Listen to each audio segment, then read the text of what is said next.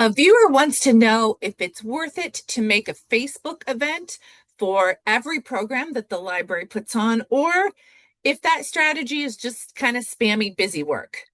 In other words, do Facebook events really drive attendance to library programs? You might be surprised by the answer. I have it coming up in this episode of the Library Marketing Show. Hi, everyone. I'm Angela Hursh from the blog, superlibrarymarketing.com.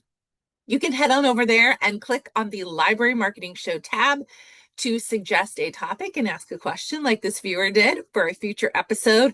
I'm also always looking for kudos nominations. If you have seen a library that's done something extraordinary, and perhaps it's your own library, or it doesn't even have to be extraordinary, it can just be something effective, I would love to give that library a shout out. Let me know by clicking on the Library Marketing Show tab. All right, so let's get into today's topic, which is Facebook events. Do they work to drive people to your library? I will begin this by saying that my personal opinion, and this is gathered from watching libraries who create Facebook events and doing my own Facebook events for different things going on in my professional life. I don't think Facebook events drive attendance. But there is some data out there that suggests that they can when they're used in the correct way. So let's go through that data. Facebook is still huge with American adults. It is second only to YouTube, so that we know that there's still an audience on Facebook. We also know that getting organic reach is really tough on Facebook. Many 2025 reports have shown single digit organic reach or engagement. So the old idea that if you post it, they will come is just not a reality in this age.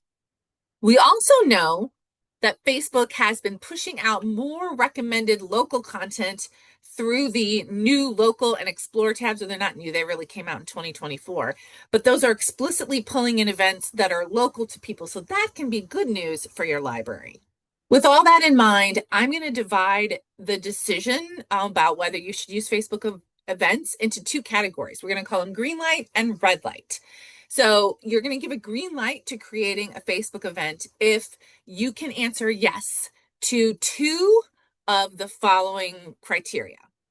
Criteria number one, is the event kind of a flagship event? So something of high interest, like a big author visit or a festival or a workshop with limited seats. Checklist item number two is, do you have a very clear local hook for your event? So do you have neighborhood partners or a school tie-in or like a very specific place in your community that's well known where you're holding your event? Checklist item number three is, do you have some help building amplification for your event? So do you have partners that are willing to share or co-host the event on Facebook?